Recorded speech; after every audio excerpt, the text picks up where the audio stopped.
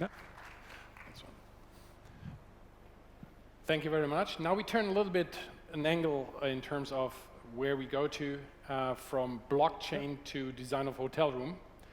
And I would like to invite David Daniels from SSH to the stage to give us his perspective on the hotel room of the future. David, welcome. Thank you. Thank you. Hi, good afternoon. I'm David Daniels. I'm a chartered architect with the Royal Institute of British Architects. I've been working in the Middle East now for nearly a decade, before that in London and the Far East. And I work for a company called SSH. We are a regional practice. We base ourselves very specifically in the GCC. We have offices throughout the whole of the region. Kuwait is our home. Dubai, we've been here now for quite a bit. Abu Dhabi, Bahrain, Oman, Qatar. And what we do is something quite unique, I think. We try and work across multiple disciplines collectively. So master planning is very important for us. Building design, construction supervision, extremely important. This is how we actually realize our projects. And then infrastructure, which is the gel that holds all of our designs together. Our approach is based around teamwork. And when we say teamwork, we don't just mean ourselves in the office, our engineers and our architects, but operators, developers, and most importantly, probably, the actual end user as well. We try and involve all of these people through the process of how we actually design. And that's a very collaborative and very difficult thing to do, because there's a million voices in the rooms of a million different ideas which all want to be heard and incorporated into the final product, which is going to be there for quite some time. So that's a really difficult thing for us to do, but it's something that we work extremely hard, and we endeavor to always make sure that happens on all of our projects. And then finally, the last thing that we pride ourselves on is our innovation. We strive to always kind of be at the forefront of new technologies, not because they're new and shiny, but because if they add value, they add efficiency, and they allow us to see things in a different way, then we think that that's immensely important to make sure that the products that we're producing for our clients are at the leading edge of today's design. So with all of that in mind, I want to get on to the idea of why do we think at SSH that we need to design hotels differently to how we design them today. It's quite a broad question. Of 20 minutes is quite difficult to actually close it out, but at the heart of it for us is that guests are changing, and our hotels cater with guests. That's changing as well. The spectrum of guests for hotel operators, for us, is far wider than it's ever been before. The gulf between the luxury guest and, let's say, the millennial who's after experience on a budget, through to families, it's probably more wider than it's ever been in our estimation. And so one asset, one hotel that can cater for all of those different needs, requirements, and expectations, that to us that's a great design problem to be resolved as we go forward. Our take on it is that traditionally, the hotels, most of our building stock that we have today is in the hotel assets, they do three things exceptionally well. They provide places for people to sleep, the principal function of a hotel. They allow the guests to experience F&B opportunities, to intake food, to have dining experiences, and they allow people to rest as well. And that's kind of the basic fundamentals of any hotel. We're not saying that the hotels of the future will do anything different when it comes to that. They still have to do that, and they have to do that possibly even more efficiently and more pragmatically than we even do today. But for us, as we said, we believe guests expect so much more, and the hotels have to be able to accommodate that. So whether that be entertainment, whether that be experience, whether that be care of kind of your senses as you enter the hotel, it's so widespread. And we believe for this 20-minute section that we can kind of dissolve that into three minor topics. The first being experience. The second is function. And the third is identity. So they're kind of at the core of our designer philosophy for how we move hotel design forward. The experience, that's probably the most difficult, really.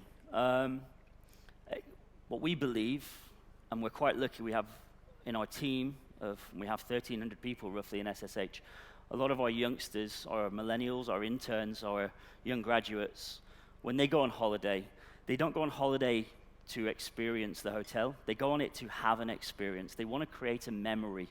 And so the hotel is actually quite secondary to their gains, what they actually want to get from their time away, their leave. So when we talk to them about what they expect from a hotel, they believe the hotel needs to actually help them create a moment that will live with them for the rest of their life. It has to extend their memories. And the hotel design has to actually embellish that process. So Sky Lodge in Peru is one that we always refer to because from the start of that trip to the end of the trip, it's one giant experience. You traverse the mountain. That in itself is an experience of a lifetime. Then when you actually arrive at the hotel, it's not your traditional hotel where you have many different room types and a concierge and a reception and an F&B opportunity. You're actually perched on the side of a cliff, which at nighttime as you go to sleep, you're I think something like 2,000 feet up in the air. And so you're hanging there in the air, creating what will hopefully be a memory which will stay with you until the day you pass away. And then when you leave, again, there's many different ways you can leave, but to go back down the hike and to experience nature. So the hotel itself is not doing anything special, but what it's doing is it's permitting you to have an experience which would not be possible. I can't pronounce this, so I'm not even going to try, but this is a hotel in Finland based purely around the idea of witnessing the Aurora Borealis. The hotel rooms are laid out in a way that the windows are all vertically facing, as you can see, and as you go to sleep at night or as you stay awake, you can experience one of nature's greatest phenomenons. Again, the layout of this hotel, not traditional as we would probably know it, very much about just enhancing the guest's experience from start to finish.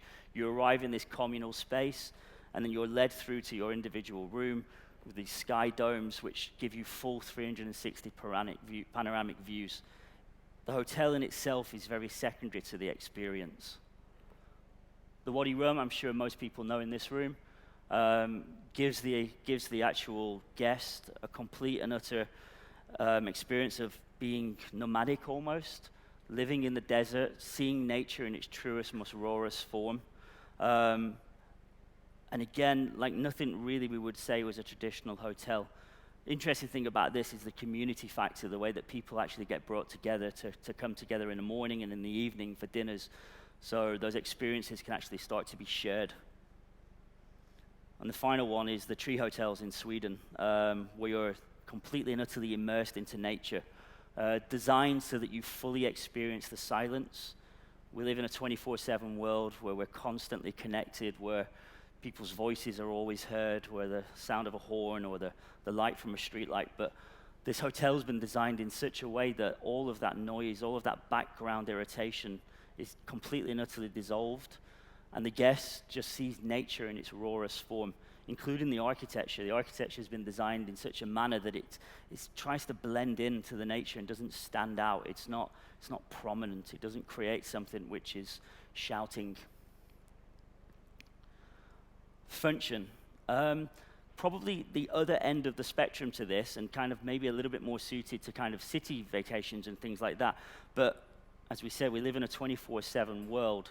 So for us, those assets which are in the more established cities that actually sit within the city neighborhoods and that, with today's travelers usually using hotels as kind of stopgap motions, we believe there's an opportunity for hotels to develop so that they are a 24/7 program.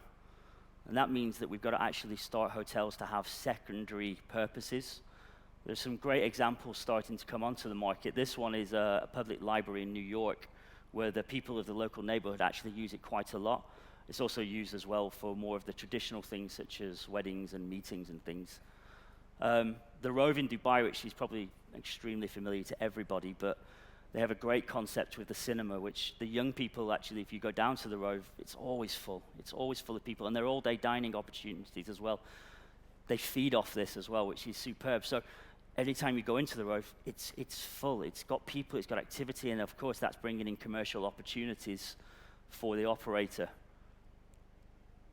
This one's one of my favorite. It's actually a music venue, and it's probably, if you ever stay here, it's probably more about the music venue than it is the hotel.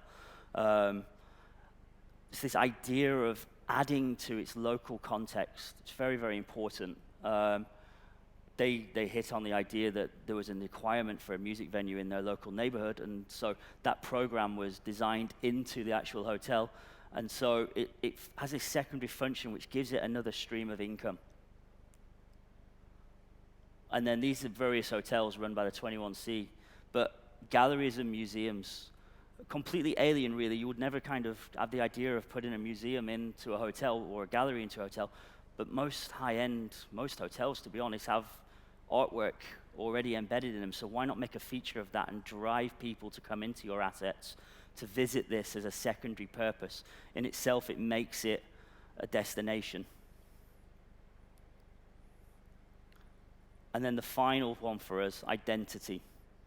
And this is probably for an architect the easiest one to explain, but we live in a world now where image is constant, and people's lifestyle is about constantly telling other people about where they've been, where they're going, what their life is like. And so there are great hotels around the world starting to pop up, Marina Bay Sands being probably one of the very, very best, where a picture taken on the edge of that infinity pool, put up onto your Instagram, and suddenly you have 1,000 likes because everybody knows that lifestyle. And people go purely to that hotel, as I'm sure you're all aware, to just have that Instagram moment.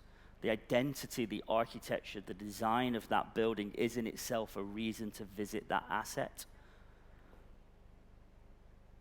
Coco Collection in the Maldives, again, very, very famous imagery taken from around the world, where, bottom left, where people Instagram the fact that they're staying there to kind of create a buzz about themselves. And so how we design our buildings, we design them to have a very clear identity, to have that striking moment, to become photographable, to become iconic almost. And I'm not a big fan of that word, but in today's world, where it can be put onto social media and it can be passed around, that in itself gives that asset and that hotel an added specter, basically, which just then improves its place. Kimala, love this hotel. Sits within the jungle, exceptionally efficient hotel. They're actually tiny little boxes that are just wrapped as a skin, but their architecture is world famous and really sit exceedingly well within their actual context of the rainforest and give an experience. This is probably the one that's closest to giving 2 points of our talk, with the experience and the identity to its guests, and giving it also the Instagram moment that we've been talking about. And so really for us, designing those hotels so that they can actually incorporate as much as possible those moments to allow you to take that photograph, to allow to express to your friends that you're in somewhere very, very special. That's a real important aspect which needs to be developed with the architects, with the engineers, and with the operators. So if there's kind of one thing, is we kind of take this very kind of condensed presentation. Experience, function, identity, they are the keywords that I would like you to take away when you think about designing your next assets or developing your next assets. If we can get those right, then we think the design and the product at the end will be as superior as it can be. Thank you very much. Thank you.